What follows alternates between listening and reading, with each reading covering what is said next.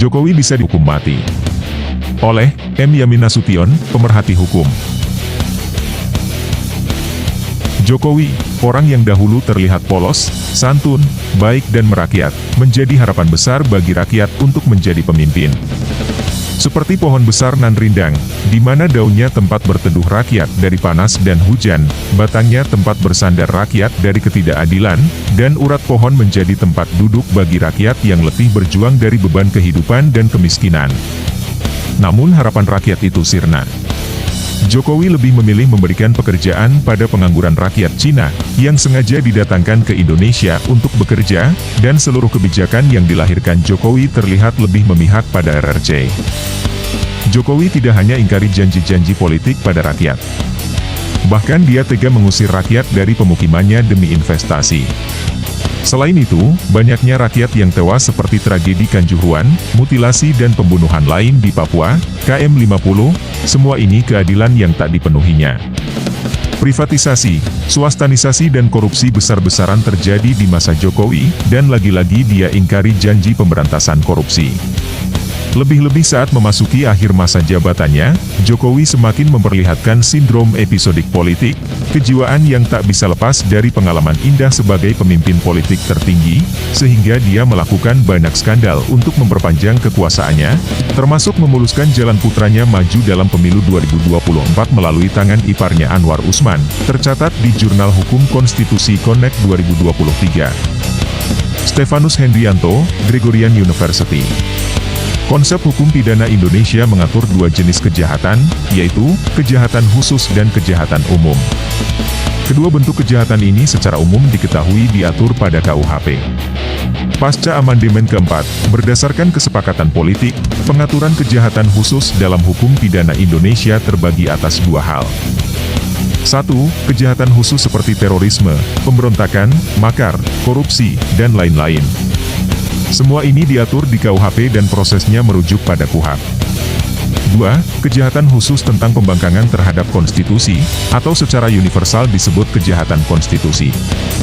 Hal ini khusus diatur bagi pejabat tertinggi negara yaitu Presiden. Pengaturannya terdapat pada pasal 7 AUD RI 1945 dan proses hukum acaranya pada DPR RI, MPR RI, dan MK. Pasal 7A. Presiden dan atau wakil presiden dapat diberhentikan dalam masa jabatannya oleh Majelis Permusyawaratan Rakyat atas usul Dewan Perwakilan Rakyat, baik apabila terbukti telah melakukan pelanggaran hukum berupa pengkhianatan terhadap negara, korupsi, penyuapan, tindak pidana berat lainnya, atau perbuatan tercela maupun apabila terbukti tidak lagi memenuhi syarat sebagai presiden dan atau wakil presiden. Johann Gottlieb Fichte, 2018, Das System der Rechtslehre, mengatakan, hukum praktis ada dua. A. Memerintah tanpa syarat dalam kategori hukum moral, dan B. Perintah dengan syarat, kategori hukum kondisional. Pengaturan kebebasan seorang presiden dalam menjalankan tugas hanya berada terdapat pada undang-undang konstitusi atau hukum moral yang disebutkan oleh Fichte, tuntutan kehati-hatian dalam bersikap, baik bicara, sikap dan kebijakan dengan landasan moralitas yang dituntun oleh agama dan budaya berkaitan dengan kepantasan, nilai-nilai yang hikmah dan bijaksana. Pengkhianatan terhadap negara adalah pembangkangan terhadap konstitusi, dan ini adalah kejahatan besar yang memungkinkan dilakukan oleh seorang presiden. Perbuatan tercela yang dimaksud berupa gagalnya seorang presiden melindungi rakyat, seperti terjadi pembunuhan namun tidak diproses dengan benar secara hukum, atau mengusir rakyat seperti kejadian di Rempang. Bahwa putusan MK nomor 90 PU 21/2023 tentang penambahan kalimat yang dilakukan oleh ipar Jokowi, Anwar Usman, tidak dapat dikatakan sah secara hukum. Hankelsen dan pendahulunya, David Hume, 2007, Purity of Law, serta Haila Hart, 2012, The Concept of Law, mengatakan, suatu putusan yang sah wajib tunduk dan taat pada aturan hukum. Sedangkan Louis Michael Seidman, 2013, On Constitutional Disobedience, mengatakan, suatu putusan yang tidak sah hanya disebut sebagai putusan yang legal, diputus oleh lembaga negara yang sah sebagai pembenaran. Kejahatan yang dimaksud adalah pengkhianatan terhadap kesepakatan seluruh rakyat yang dijadikan dasar kesepakatan dalam bernegara. Kejahatan terhadap konstitusi dapat menyebabkan bubarnya suatu negara, atau terjadinya kerusuhan yang menyebabkan korban atas reaksi dari kelompok masyarakat yang tidak terima. Dalam konsep hukum pidana disebut delik formil. Pembangkangan, pengkhianatan konstitusi adalah kejahatan besar bernegara dan tercela adalah gagal dalam melindungi rakyat atau melakukan kesewenang-wenangan kekuasaan, pembiaran. Perhatikan frasa tindak pidana korupsi, penyelidikan dan penyidikan bagi seorang presiden mustahil dapat dilakukan, karena kekuasaannya membawahi seluruh penegak hukum. Dan seandainya proses ini dapat dilakukan, lalu diproses sesuai bunyi pasal dan presiden dimakzulkan, tidak masuk akal seorang presiden hanya berhenti, tanpa proses pengaturan pidana berikutnya.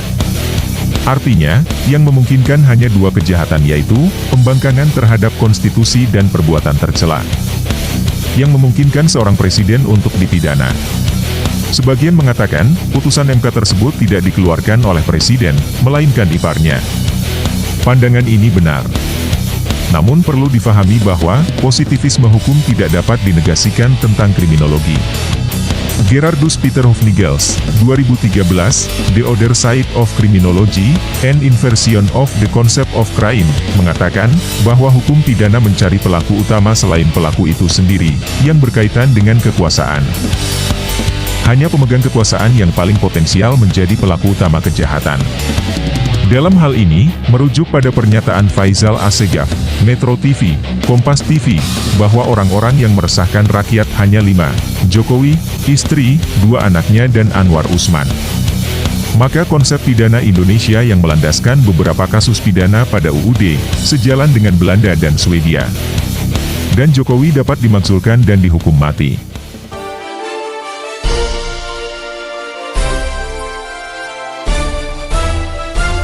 Audio Jungle.